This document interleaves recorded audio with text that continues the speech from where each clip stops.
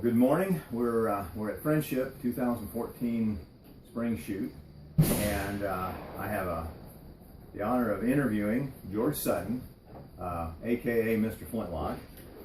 For those of you that have Outdoor Channel and watch Shooting USA, George is the Mr. Flintlock who does the Impossible Shots section, and I suppose we ought to start there. How did the Impossible Shots, pardon me, get its start?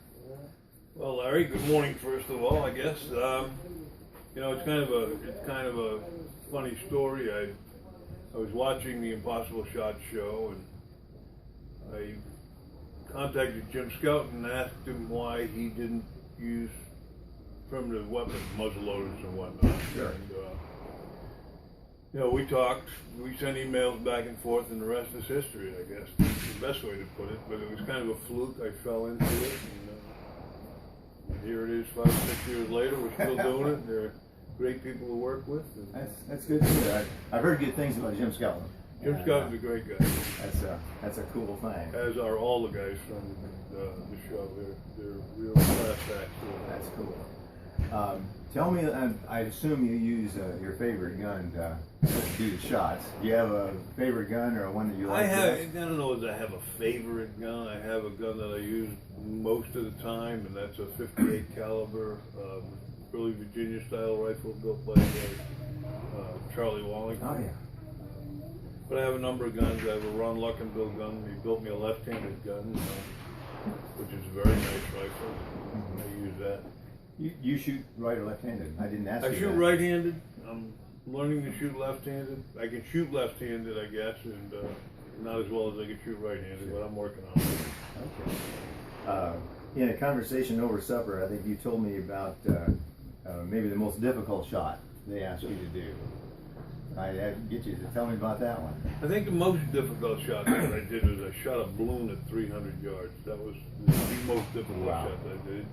It took a long time to do it because I didn't have a reference point to go. I was shooting into a dark background, and I didn't have a reference point to use. So hard to see where the ball was. I could not see where the ball was impacting. Okay. We actually had a man downrange behind a concrete bunker, trying to determine where the balls were hitting. He couldn't see them either, so hit or miss. The first shot, interestingly enough, I had the balloon on a 4-foot tomato stake. In the first shot, I put a hole through the bottom of the tomato stake, 4 inches up from the bottom. That's cool. And then it was a long time getting that shot. So that was the first and only shot that you had a chance where you actually knew where the ball was going. Exactly. Okay. Exactly. Well, that's cool. I understand you're from Maine. Tell us a little bit about black powder in Maine. There's not much black powder in Maine. There are a few diehards, but there's not a big following for muzzleloading activities in the state of Maine. I'd like to see that change, but presently it's there may be 30, 40 guys in the whole state that are interested in shooting black powder. Okay. I should ask you too. Besides doing Impossible Shots, I'm sure you've shot, flintlocks for years.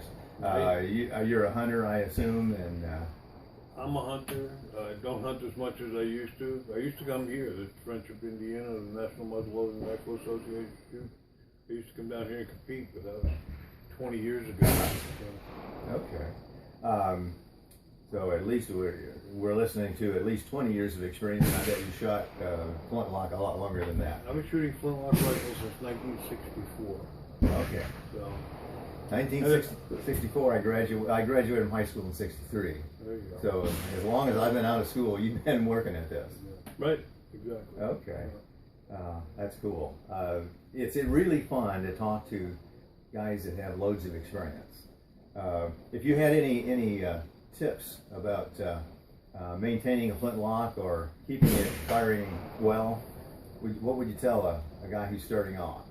I would tell him to keep his gun clean. Don't ever leave it overnight dirty. And if you want to be good, the secret is practice, practice, practice.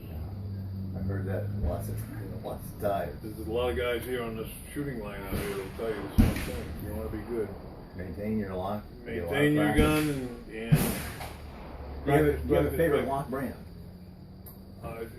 For my money, you know, L&R makes nice stuff, but I'm a Jim Chambers guy. Okay. I like Jim Chambers stuff, or the old Siler stuff. Davis makes nice stuff.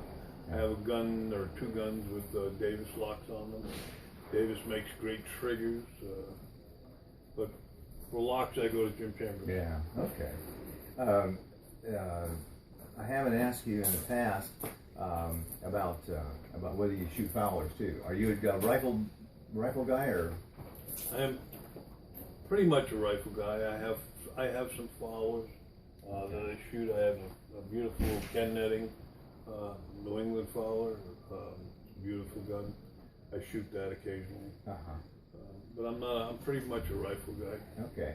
One thing I didn't know, I don't get Outdoor Channel at home, so I'm kind of hung out, except, you know, downloading the videos. I don't remember seeing a fowler impossible shot. Have you tried that? Or? I actually have done a couple of fowler videos, sessions with fowlers. Okay. I did one with military muskets, and I did one with fowlers. Okay. Interesting stuff.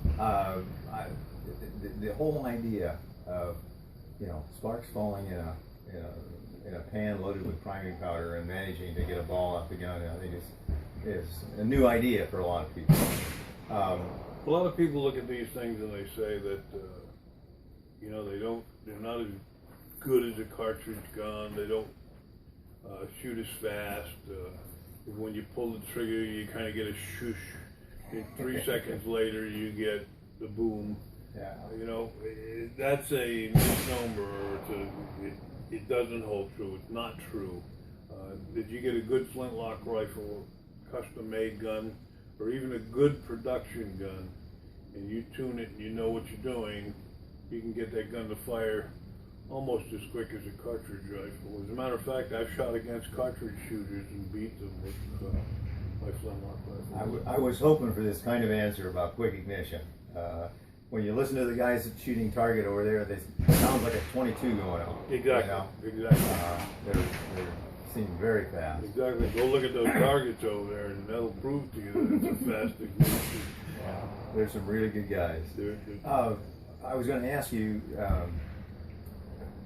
You and I have talked about this before, but I was going to ask you about the priming powder you use and how you maintain a touch hole. Well, the new touch hole liners that have come out they're virtually trouble free. You don't, you know, the early guns only had a hole channeled into the barrel, and some of them were coned on the inside of the barrel. But pretty much it was just a tunnel going from the there you go. Going from the pan here into the barrel.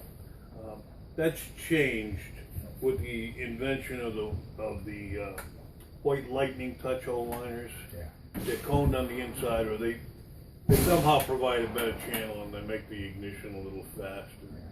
And they're stainless steel, so they don't rust. Yeah. They're easy to maintain.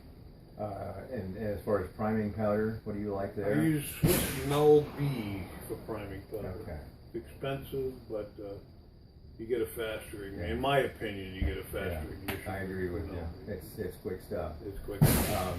For those of you who haven't played with military guns in the 1700s, primed with the same probably 2F or 1.5F powder that they put into the cartridge.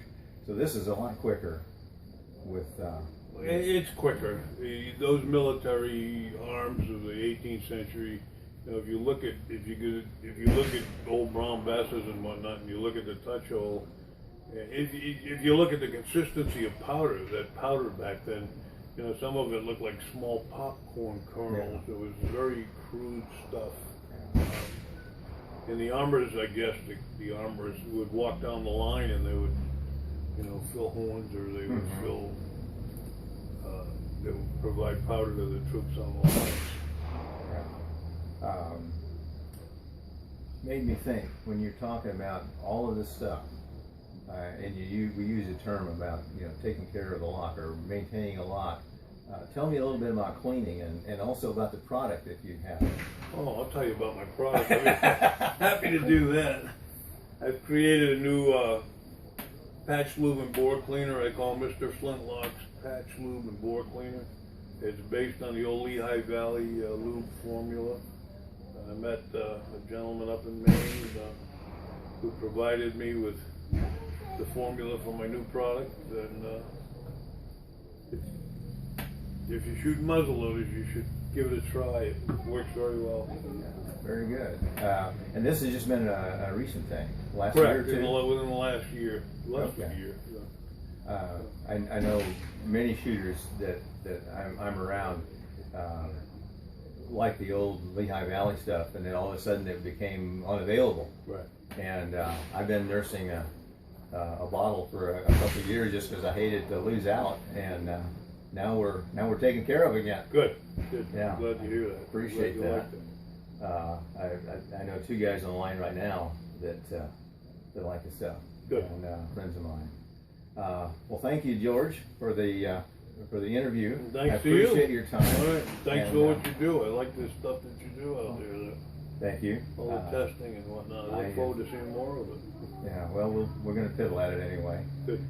There's always something new to learn about this stuff, and if you are interested in Flintlock stuff, be sure to read, listen to the Flintlock shooters around you, and soak it up. It's a fascinating hobby. Thanks again. I think